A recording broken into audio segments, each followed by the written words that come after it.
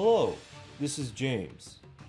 This video is just very quick for the people who are having some trouble with the DD Miasma levels at the top of the different dimension tower for the event, the different dimension tower event.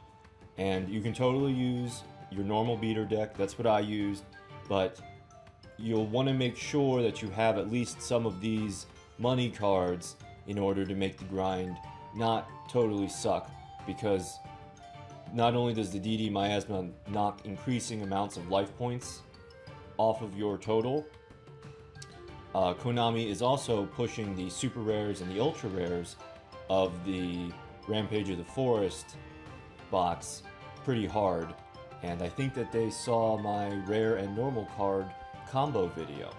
So my solution to that is to use Arrow Mages. So this is free to play, and basically your beautiful ladies and your beautiful dude, Bergamot is a dude, I found that out yesterday, keep your life points nice and high and provide plenty of stopping power to smash those insect queens, climb the tower, break through the miasma, and punch Naraku in the face.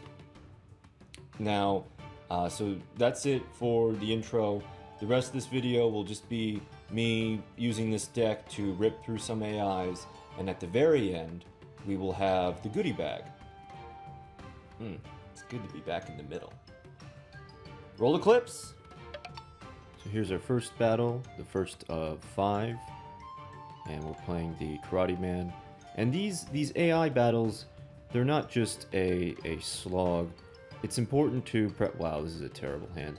It's important to practice your decks, and you don't need to always just click auto duel. And in fact, for this deck, it definitely won't work because the AI doesn't know how to maximize the life point gain for the Arrow Mage effects.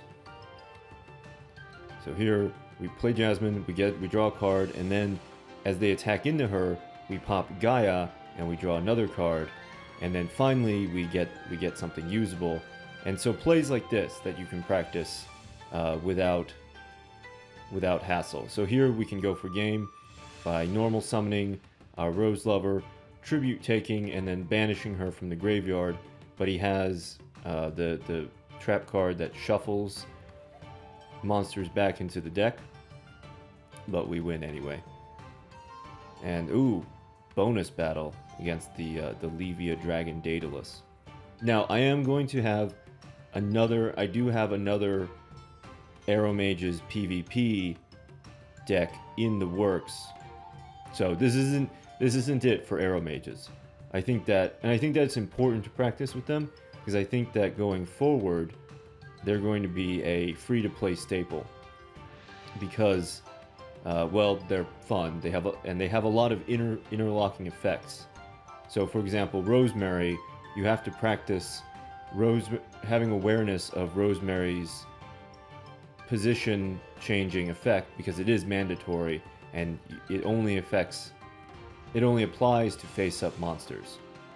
So when I was first playing Arrow Mages, I made a lot of dumb mistakes, even though I knew that that was not correct.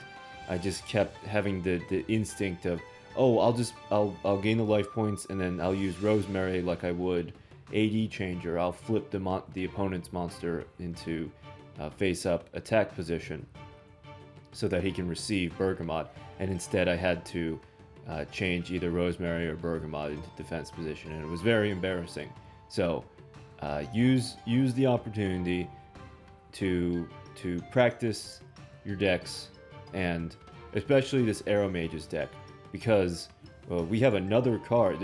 We don't actually have the full set.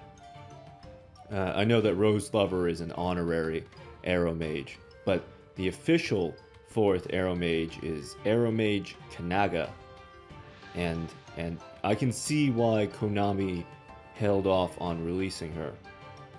So she's a 3-star Earth monster, has 1400 attack, not much, defense 1000. Okay, so her effect must be pretty dope, and it is.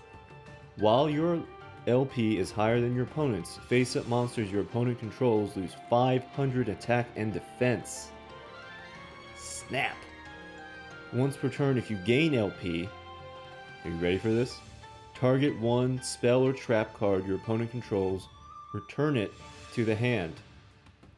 It's like Giant Trunade, but better because you can just keep using it. Well, I mean, once per turn. So I am very much looking forward to Aeromage Kananga. It's C-A-N-A-N-G-A. Kananga. It's probably a type of plant. But that's going to be great. And I hope that she is at the... Pretty sure that's a girl. I hope that she's at the card trader and not a super rare or heaven forbid an ultra rare in the next box. But I can totally see how she would be. Actually, the Rampage of the Forest mini box would have been a great time to release her.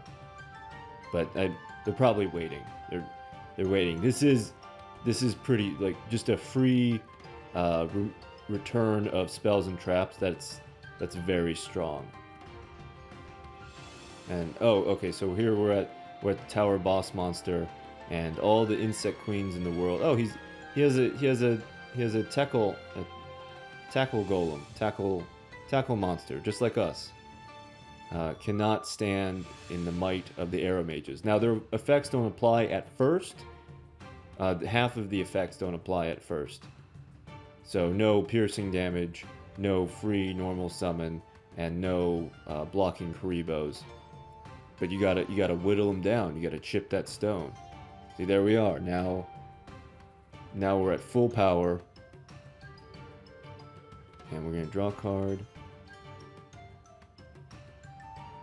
You get 2 bergamots. This is it. We're gonna punch through that rock. I need to find out a way to use Ganongo consistently. Okay, so now that we're at the goodie bag portion, let's take a look at the Madolche cards. I need to actually read these. All right, so Madolche Chevalier. When this card you control is destroyed by your current opponent's card, either by battle or card effect, and sent to your graveyard, shuffle this card into your deck. Okay, they all have that. Your opponent cannot target face-up Madolche monsters for attacks except Madolche Chevalier. Okay, so he's the blocker. The puppy, Madolche Croissant. When it's destroyed, shuffle into the deck. Once per turn, you can target one face-up Madolche you control except this card. Return it to the hand, and if you do, increase this card's level by 1 and its attack by 300. I wonder why they have those increase this card's level by 1. Like the Mecha Phantom Beasts, they all have the effect, or a lot of them have the effect of increase this card's level by the level of all the tokens. And it's not super obvious how that benefits, except for maybe a ritual summon. Yeah, that's the only thing I can think of off the top of my head. Okay, and here's the one. Here's this special sauce of the Madolches. The chocolate bird, Madolche Chocolats, destroyed, shuffle into the graveyard, and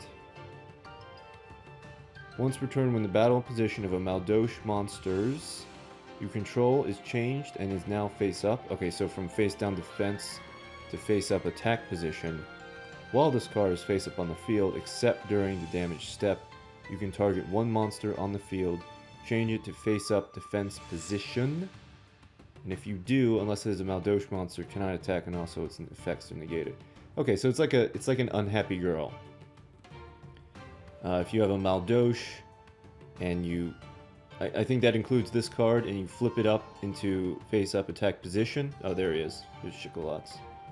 Then he can negate a monster. Thank you for watching.